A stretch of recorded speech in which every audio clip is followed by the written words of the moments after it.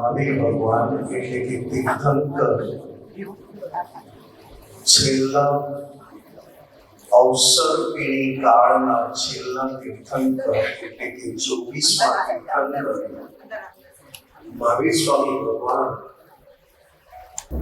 જ્યારે માતાના ગર્ભમાં આવે ત્યારે માતાને 14 સોનેરી સ્વપ્ન દેખાય અને 14 સ્વપ્નની વાત એ વખતના જ્યોતિષચાર્યો ઊંચા જ્યોતિષ એને વાત કરે ત્યારે આ બાળક કોણ છે, કેવું છે અને આગળ જતા શું થશે એ બધું જ કહી શકે.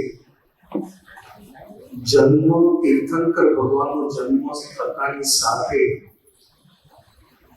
ઊંચામાં ઊંચા અહેમિન્દ્રિય દેવ મેરુ દંડ ઉપર લઈ જાય, ત્યાં એમને અભિષેક કરે, અક્ષાલ કરે, એમની પૂજા કરે અને બધું કરીને પાછા એમની માતા જન્મ થયા પછી માતાની બાજુમાં મૂકી દે. ભગવાન મહાવીર સ્વામી માતાના પેટમાં હતા. સહેજ પણ દુઃખ એમની માતાને પડ્યું નહીં, એટલે એમની માતાને કહ્યું કે મારા ગર્ભમાં છે કે નહીં એવી શંકા ઊભી થઈ ત્રિશલા માતાને. એ શંકા ભગવાન મહાવીર સ્વામીને ગર્ભમાં જાણવા મળી. એમણે ખાલી એક આંગળી એમના ગર્ભને અડાવીને હલાવી એટલે માતાને શાંતિ થઈ ગઈ કે બાળક છે. ગર્ભમાં પણ તીર્થંકર પરમાત્મા એમના મનના સ્પંદનો જાણી અને સમાધાન આપતા. જેવો તીર્થંકર ભગવાનનો જન્મ થાય ત્યારે 3 જ્ઞાન જોડે હોય: મતિ, શ્રુત અને અવધિ જ્ઞાન.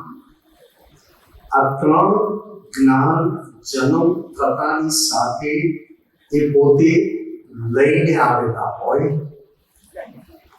એમને કશું કોઈનું સાંભળવું ના પડે અને કશું કોઈને કહેવું ના પડે. એ બોલે અને એવી નાનપણથી પરાક્રમ દશા હોય. કરતા કરતા કરતા જ્યારે ભગવાન મહાવીર સ્વામી યુવાન અને દીક્ષા લે, દીક્ષા એટલે જ્ઞાનને જ્ઞાનમાં રાખવું અને અજ્ઞાનને અજ્ઞાનમાં રાખવું. બંને વસ્તુ નોખીને નોખી રાખવી એને વિતરાગી દીક્ષા કહેવાય. એ ભગવાન મહાવીર સ્વામીએ આ જ વિતરાગી દીક્ષા અંદરથી પણ પામ્યા અને બહારથી પણ પામ્યા. તીર્થંકર ભગવાન દીક્ષા લેતાની સાથે 4થું જ્ઞાન એમને ઊભું થાય. 3 જ્ઞાન જન્મ લેતાની સાથે હોય. 4થું જ્ઞાન બહુ જ ઊંચું જ્ઞાન, જે આપણે અત્યારે બધા સામાયિક કરીએ છીએ, એ જ્ઞાન છે. મન પર્યાય જ્ઞાન. 4થું દીક્ષા લીધા પછી મુખ્ય જ્ઞાન મન પર્યાય જ્ઞાન. હવે આ શું છે? તો કે નિરંતર ભગવાન પોતાના મનમાં ઉઠતા પર્યાયો અવસ્થા એ જાડી ભાષા છે. બધા સંજોગોનું ભેગું થઈને એક કાર્ય બને એને અવસ્થા કહેવાય, અથવા તો તમને ઇફેક્ટમાં આવે, મનની કોઈ પણ અવસ્થા ઇફેક્ટમાં આવે એને અવસ્થા કહેવાય. ઇફેક્ટમાં આવી નથી એને પર્યાય કહેવાય. ઝીણામાં ઝીણું જે ન દેખાય એ જ્ઞાન દીક્ષા લેતાની સાથે થાય. અને અમુક સમય દરેક તીર્થંકર ભગવાનનો કાળ પ્રમાણે સમય જુદો જુદો હોય. દીક્ષા એટલે જ્ઞાન અને અજ્ઞાન બંને જુદું રાખવું. આ જ્ઞાન છે અને આ અજ્ઞાન છે. આ વિનાશી છે ને આ અવિનાશી છે. આ ટેમ્પરરી છે ને આ પરમેનન્ટ છે. એ આખું જુદું થઈ જાય એને મન પર્યાય જ્ઞાન કહેવાય. પોતાના મનના પર્યાયોને નિરંતર જોઈ જાણી શકે, નિરંતર એને મન પર્યાય જ્ઞાન કહ્યું. અત્યારે આપણે બધા એ પુરુષાર્થમાં આગળ વધી રહ્યા છીએ કે આપણું મન સમય અથવા અમુક સંજોગોમાં આપણું મન અંદરથી કેવું રિએક્શન અથવા કેવી ગાંઠો ફૂટે છે,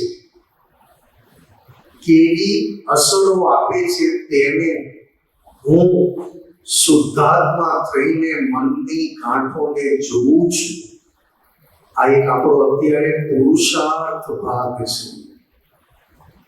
કારણ કે મનમાં પહેલા ચા પીવાની ઈચ્છા મનમાં ઊભી થાય, અંદર આપણે સાઈન કરીએ ત્યારે પીવાય અથવા વાણીથી કહેવાય કે ચા મંગાવજો અથવા ચા પીવી છે. પણ પહેલું ચા પીવાનું અસર ઊભી થાય મનમાં, અને મન કે હવે 3 વાગ્યા છે, ચા પીવી છે. આ બધું મન.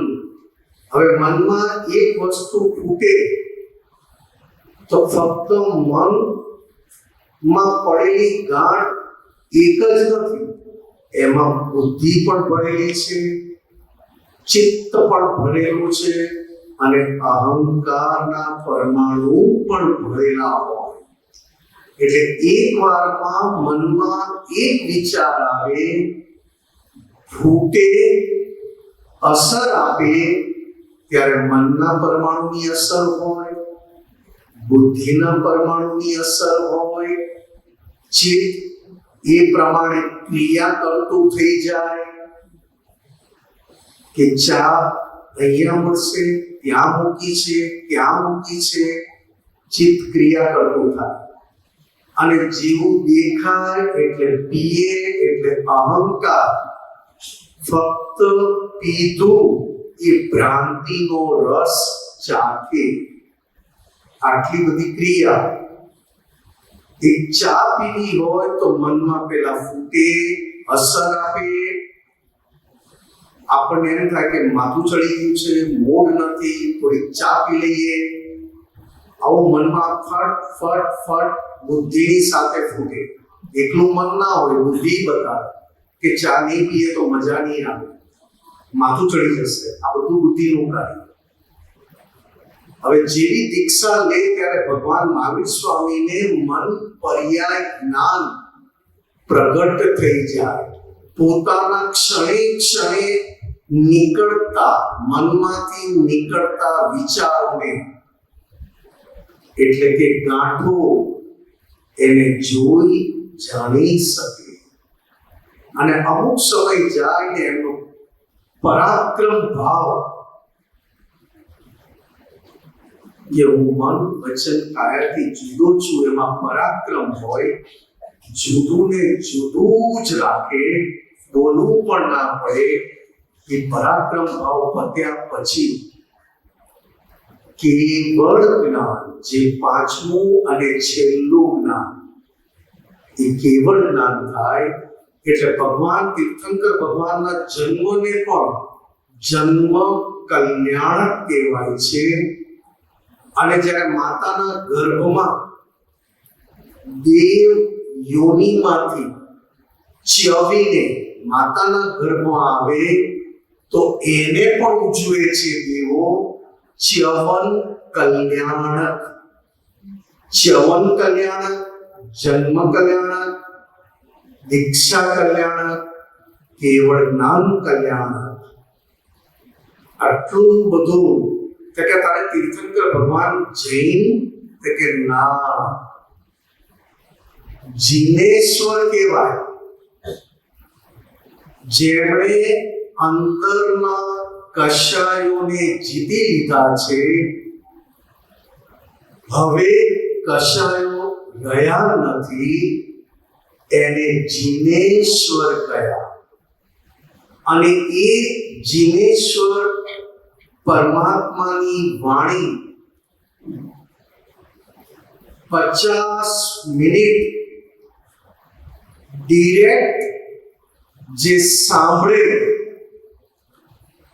એને જીન કયા. જીન. અને આ કાળમાં અપભ્રંશ થઈને જૈન થયો, એક સંપ્રદાય થયો, એક પક્ષ થયો. પણ જ્યારે તીર્થંકર ભગવાન હતા એમની જ્યારે વાણી નીકળે, જેને દેશ ના કહેવાય, આદેશ નહીં, ઉપદેશ નહીં. ક્રમિક માર્ગમાં એવું કહેવાય છે 14 ગુણ સ્થાનક, એમાં 12મા ગુણ સ્થાનકમાં ન પહોંચે ત્યાં સુધી ઉપદેશ કહેવાય.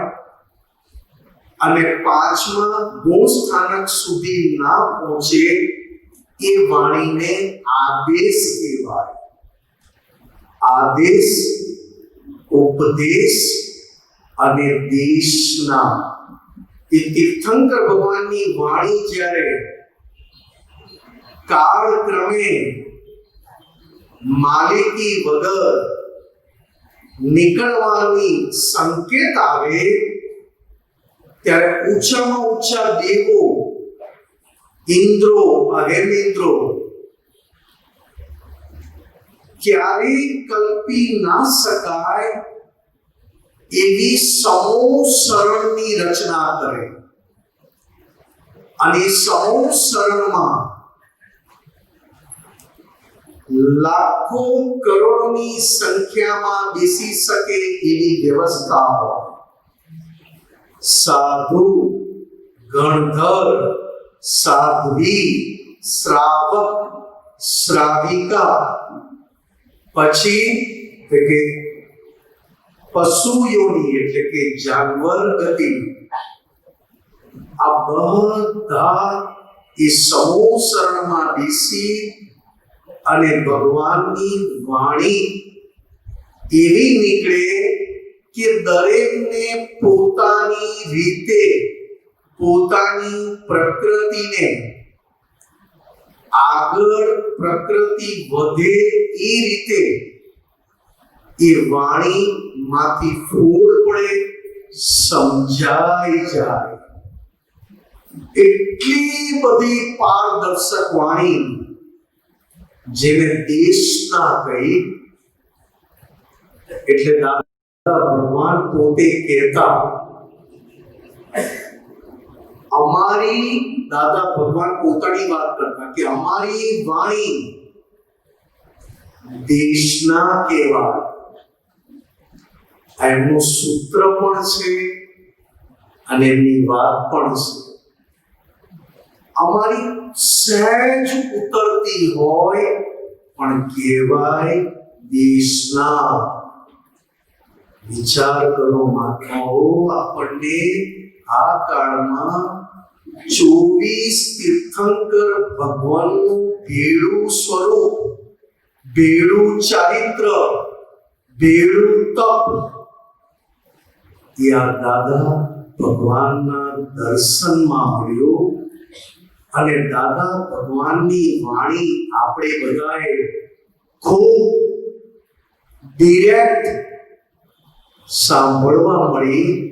દાદા ભગવાને ફોડ આપવો પડ્યો કે અમારી વાણી પ્રત્યક્ષ સરસ્વતી કહેવાય. આટલી પણ ખામી ક્ષતિ હોય નહીં.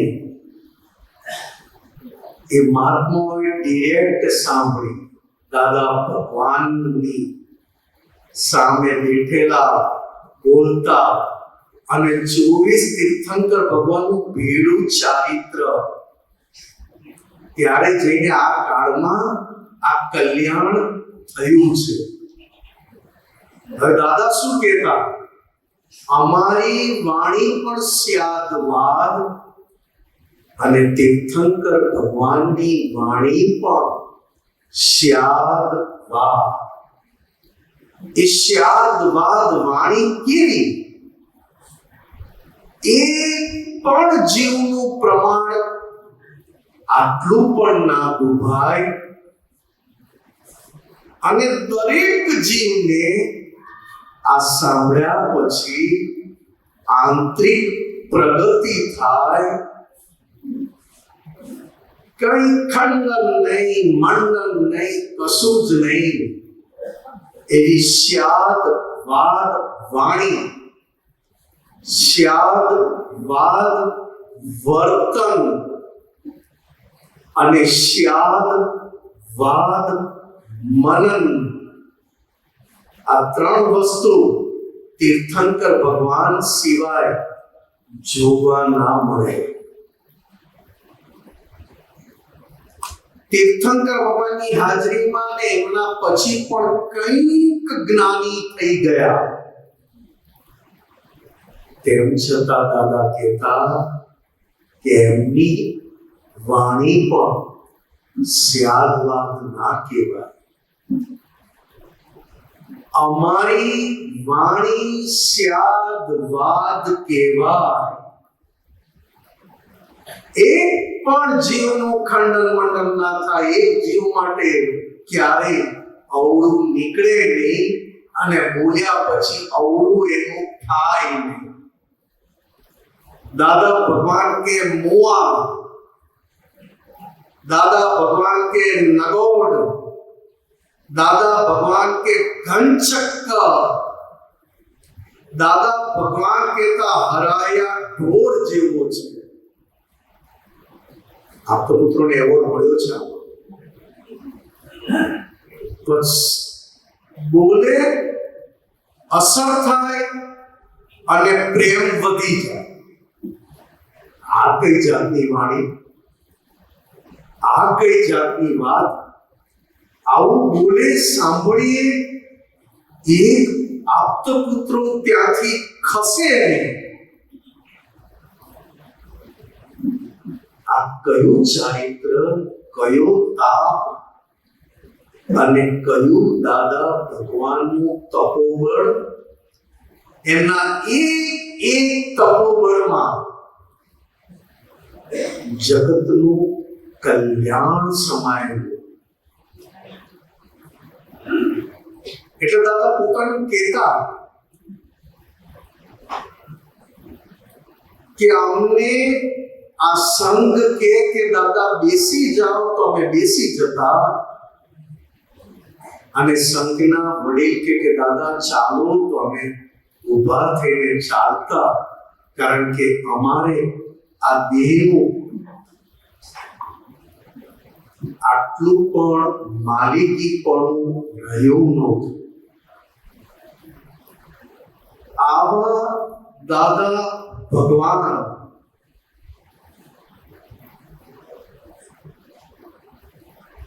જેમની સ્યાદવાદ વાણી, સ્યાદવાદ વર્તન અને સ્યાદવાદ મનન તીર્થંકર પરમાત્મા સિવાય કોઈની પાસે ના હોય. અને તીર્થંકર પરમાત્મા વિતરાગ કહેવાય, જૈન કહેવાય નહીં. વિતરાગ એટલે દ્વેષને તો કેટલાય બહુ પહેલા જીતીને બેઠેલા. દ્વેષ એમને પોતાને પણ રહ્યો નહોતો અને કોઈને એમના પ્રત્યે રહ્યો નહોતો, પણ રાગ જીતવાનો બાકી હતો. અને જેવો રાગ એટલે કે અનુકૂળતા, પ્રેમ જીતાયો એટલે વીત રાગ કહેવાયા.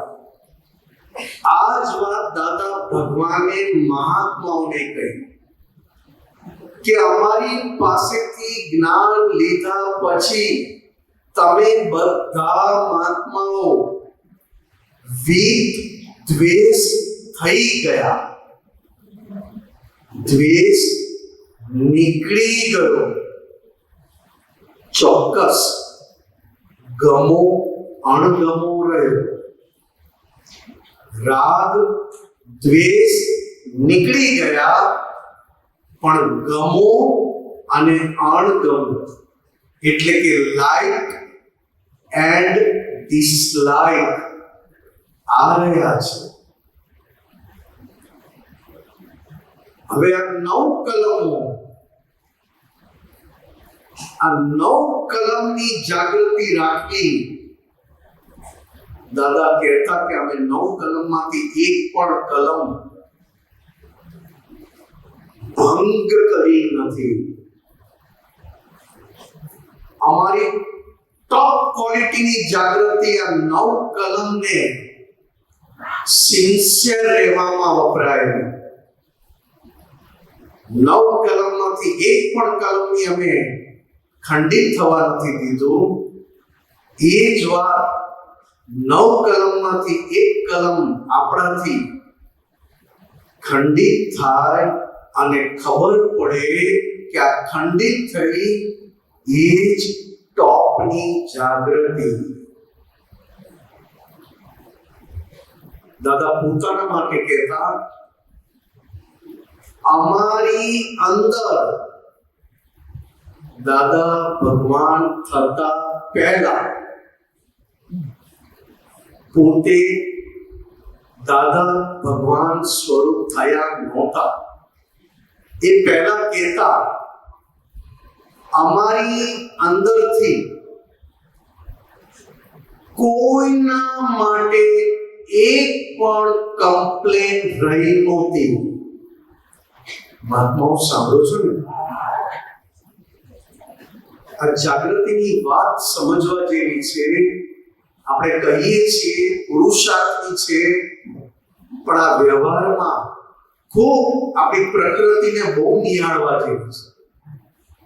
આપણી પ્રકૃતિને નિહાળો તો ખબર પડે આ ભૂલ શું માં નીકળે છે, કેવો નીકળે છે, અંદર કેવો ફૂટીને કેવી અસર આપે છે.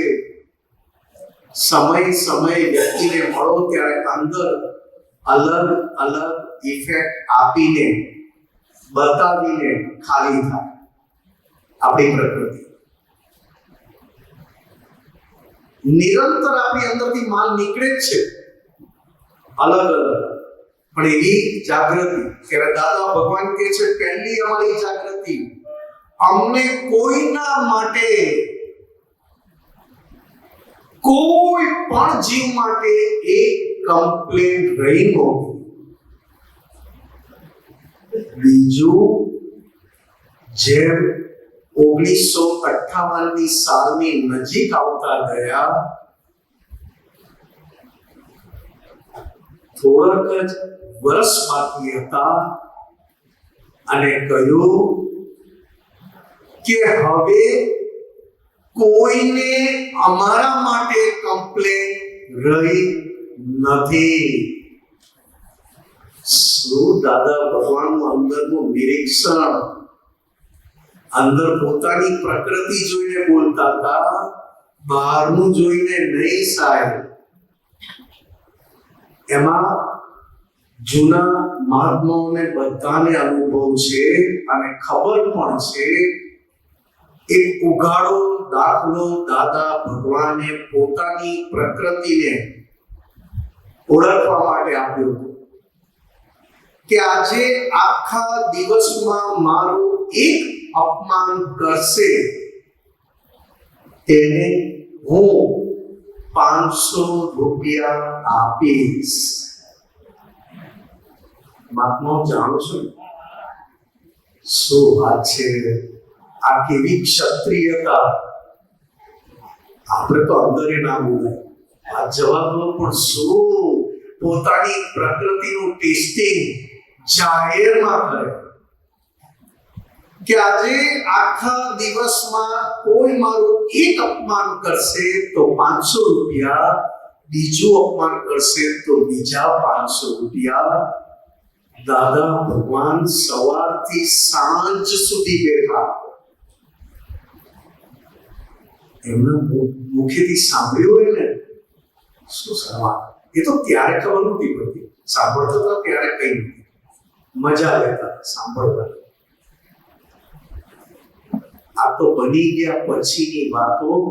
એટલે કે આ કેવી વાતો કે અજાણતા પણ સાંભળેલી અંદર ઉઘાડ કર્યા વગર રહેતી નથી. એક જ્ઞાની પુરુષની વાણી, એટલે કે આવા 24 તીર્થંકરનું ભીડું સ્વરૂપ લઈને આવેલા એની વાણી અને તીર્થંકર ભગવાનની વાણી અજાણતા પણ કાનમાં જતી રહે ને, ઉગ્યા વગર અથવા ઉઘાડ કર્યા વગર રહે નહીં. તો દાદા કહે છે અમે સાંજ સુધી બેઠા, કોઈ આવ્યું નહીં. 500 રૂપિયાની લાલચના આધારે પણ અમારું અપમાન કરવા આવ્યા નહીં. ત્યારે કહ્યું ચાલો આ હિસાબ પણ ચોખ્ખો થયો છે. કારણ કે અમે સ્કીમ મૂકી કોઈ ના આવ્યા તે.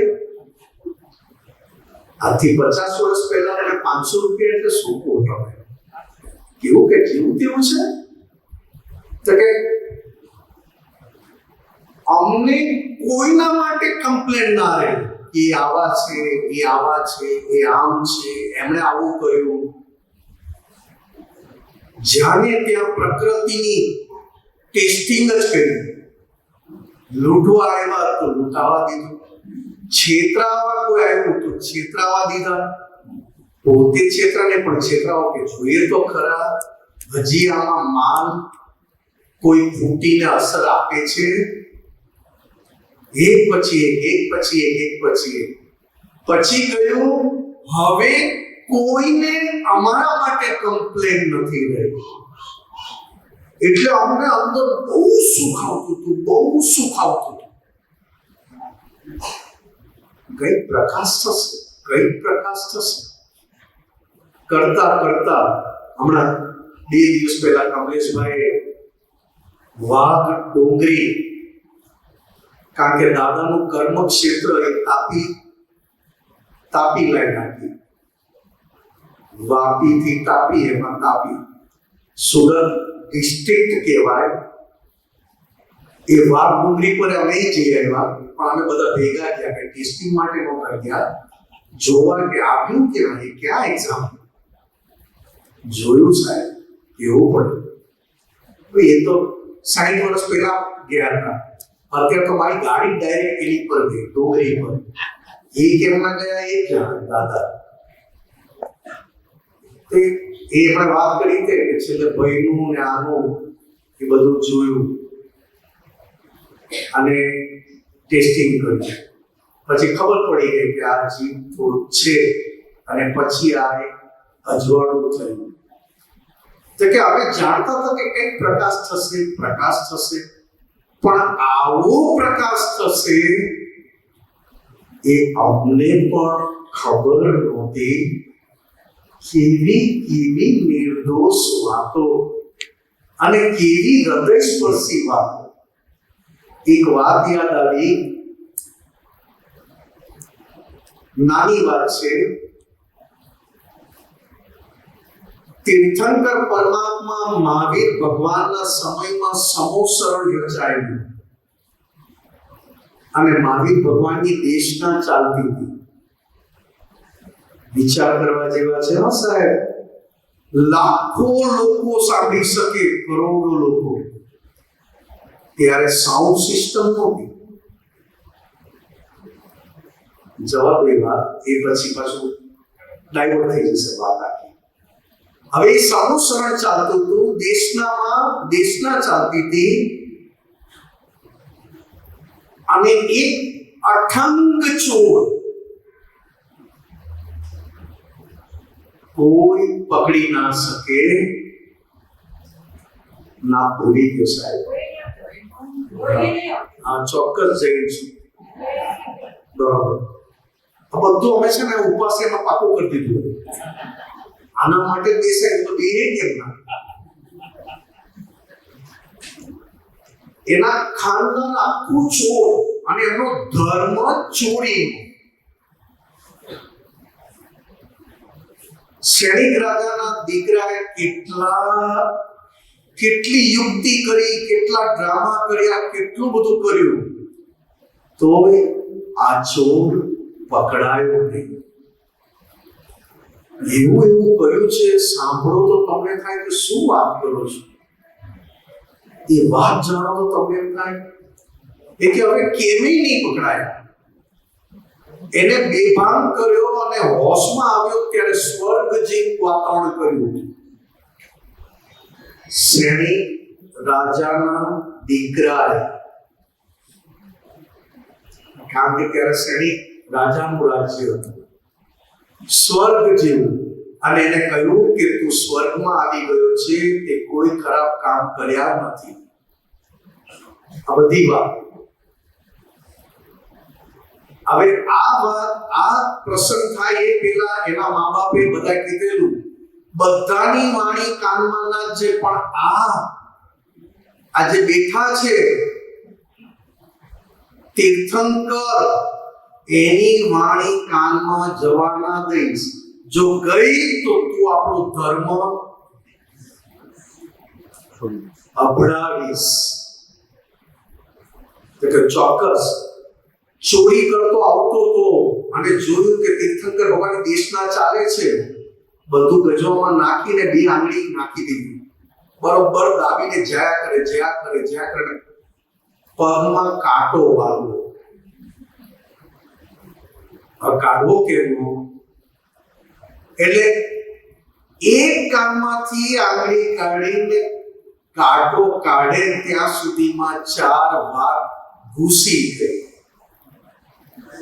કે સ્વર્ગમાં ઊંચામાં ઊંચા દેવોને આંખ પકડે નહીં, સારા દેવોને ક્યારે પરસેવો થાય નહીં, અને જમીનથી 4 આંગળ ઊંચા હોય એમનો પગ અડે નહીં.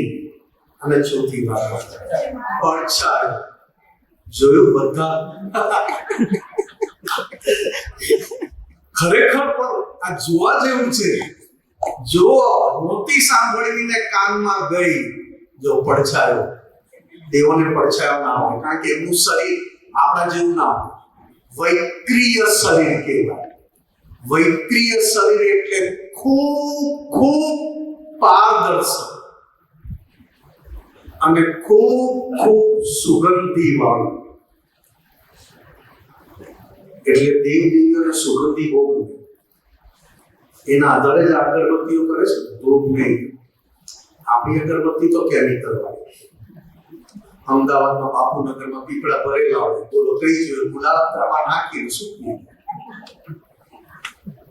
જોવા જેવું છે.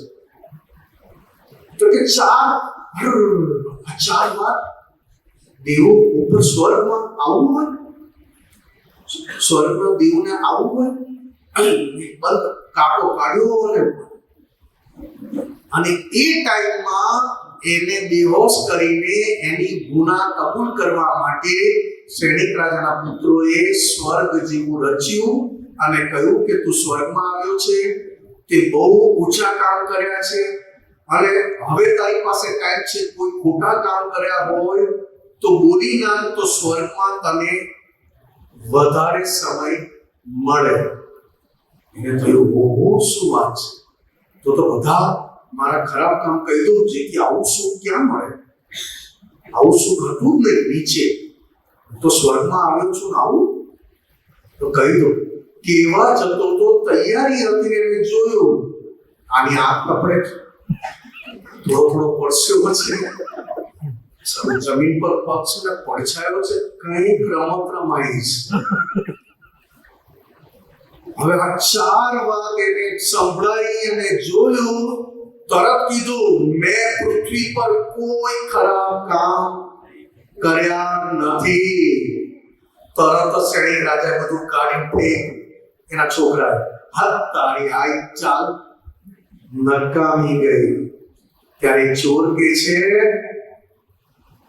જો એક તીર્થંકર ભગવાનની ચાર વાત મારી જિંદગી બચાવી શકતા હોય તો એની પાસે બેસવાથી મારું કાયમનું કામ થઈ શકે એમની ચાર વાતથી હું તમારામાંથી બચ્યો છું આ બધું મેં છોડ્યું અને ભગવાન પાસે જાઉં છું જો ટર્નિંગ પોઈન્ટ જો સાહેબ કેવો ટર્નિંગ અઠંગ ચોર અને જ્યારે ફર્યું કે એક આટલી વાતથી મારું જીવન બચ્યું ને તો મારી આખી જિંદગી આ લોકો મારીને મને ક્યારેય બહાર ના કાઢે અને મારીને સોટીઓ મારીને ચાપખા મારીને આટલી વાતથી હું બચ્યો તો એમની પાસે જાઉં તો મારું તો કાયમ અને આખું ફર્યું આ ભગવાન મહાવીર સ્વામી કળિયુગને અડીને થયા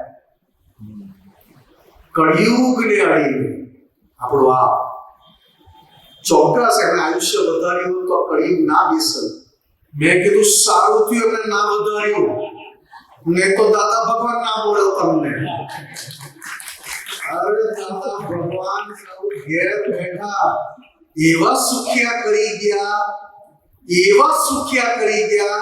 કે આમાંનું જે સુખ જેને જોતું એ લઈ જાઓ હવે અમને કોઈ વાંધો નથી આજ દાદા કહેવાય છે કે શ્રેણી રાજાના જ અવતાર કહેવાય છે સાબિતી આ કોઈ વસ્તુની હોય નહીં એક શ્રદ્ધાનો વિષય છે પણ આ મન વચન કાયની એકતા નહીં અને એ કાળમાં વાત મળવી અને પોતાની પ્રકૃતિને નિહાળવી કે કઈ અંદર અલગ ગાંઠો ફૂટીને કેવી અસરો આપે છે જેથી કરીને મારે શુદ્ધાત્માના દર્શન કરવા તો ના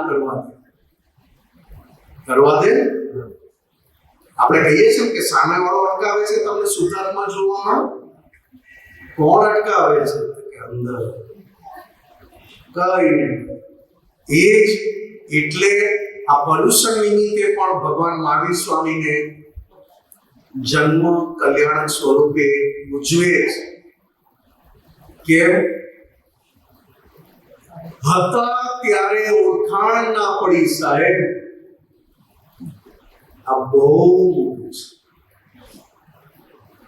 દાદા ભગવાન એવું યોગ બળ લાવેલા કે ક્યારે કોઈ જ્ઞાની પુરુષથી 60,000 મહાત્મા બુঝે એટલે દીવડા પ્રગટે શુદ્ધાત્મા પદ ક્યારેય બન્યું નથી 2, 3, 4 અને જતા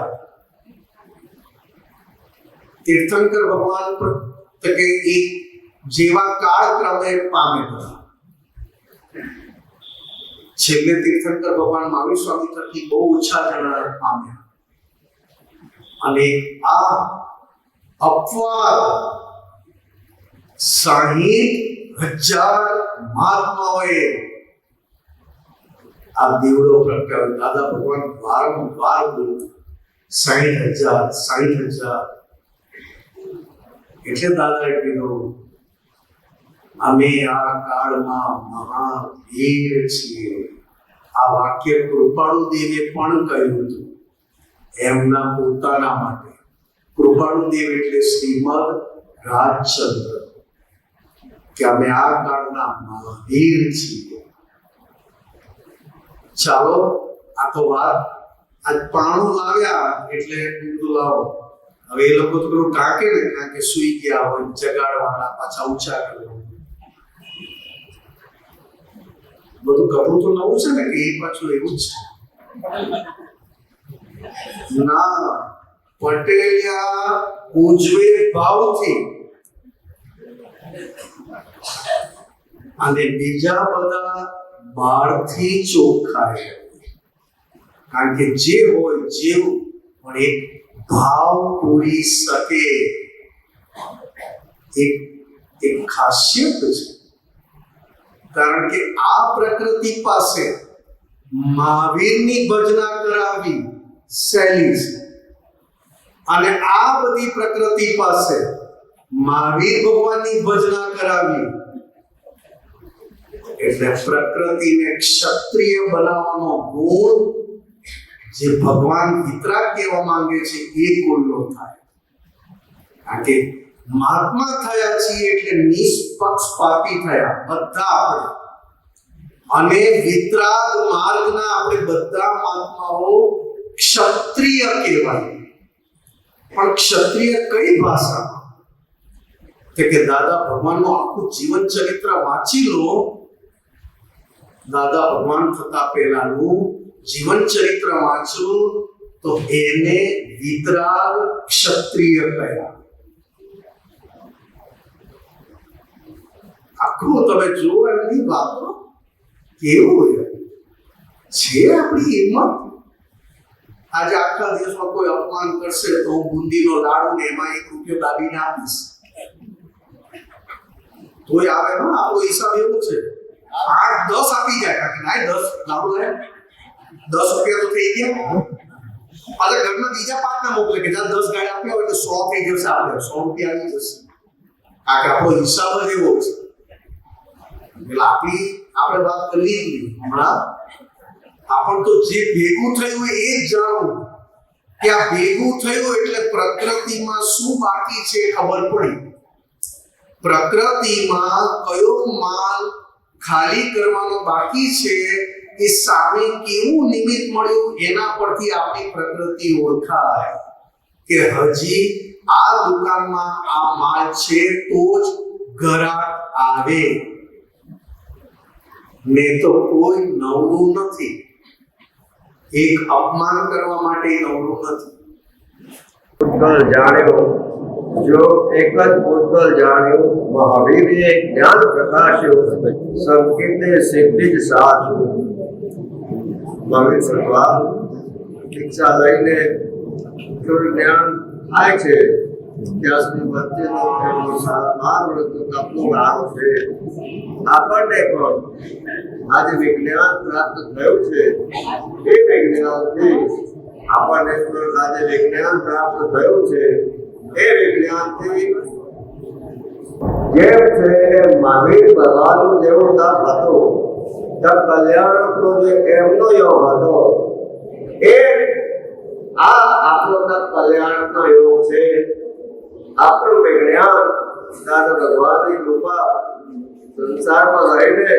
સંસારની બધી જવાબદારી નિભાવતા શુદ્ધાત્મા છું અને ફાઇલે કમલેશ એની સાથે જે રીતે મહાવીર ભગવાન એક જ ભૂતગલ નિહાળ એટલે કે મહાવીર ભગવાન માટે એવું કહેવાય છે કે અખંડ રાત્રિની પ્રતિમા એ આખી રાત એમને એવી અખંડ ગઈ પછી કેવું નામ કોઈ બધું થાય છે અખંડ રાત્રિની પ્રતિમા કહેવાય એવું આ દાદા ભગવાન હતી આપણને પ્રાપ્ત થઈ છે કે આપણે સમજી શકીએ કે જે મહાવીર ભગવાનને મળ્યું છે એ જ કલ્યાણ આપણને મળ્યું છે અને આપણે આ જેવો યોગ જણાવીશું આત્મયોગ શીખાવનારે તમારે વિજ્ઞાન છે એટલે તમને એનું કહેવાનું એમ કે એક ચકલી કાચ પર બેઠી હોય અરીસા સામે તો એને લાગે કે બીજી ચકલી છે એટલે ચાંચ માર કરે પ્રતિબિંબ અરીસા સામે ચકલી બેઠી ને અરીસા ઉપર ચકલી બેઠી છે એટલે એને એમ લાગે કે બીજી ચકલી છે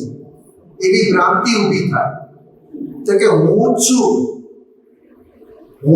પોતે છું અરીસા સામે બેઠું છું એવું સમજાય નહીં પણ પોતે પોતાને ચાંચ મારે અને જ્ઞાન થયા પછી એમણે કહ્યું એક જ ભૂતગલને જાણ્યું કે બીજે કોઈ ભૂતગલ નહીં એટલે આપણે કહીએ છીએ ને કે પેલા આવા છે ના જેવા તમને મળે છે એના પરથી ખબર પડે કે આપણું પૂતગલ કેવું છે. લુચ્ચાઈ વાળો મળ્યો તો આપણે જાણી રાખવાનું કે આપણા પૂતગલ લુચ્ચાઈ વાળું છે. એમાં એને લુચ્ચા કહેવાની જરૂર નથી. એટલે કે અરીસા સામે ચકલી એને એ આખી રાતનું મહાવીર ભગવાનની કેવળ થતા પહેલાની એક આખી રાત એક જગ્યાએ જે કાયોત્સવમાં ઉભા રહ્યા અને આગળ વધ્યા છે એ વાત એમણે કરી. જય સચિદાનંદ.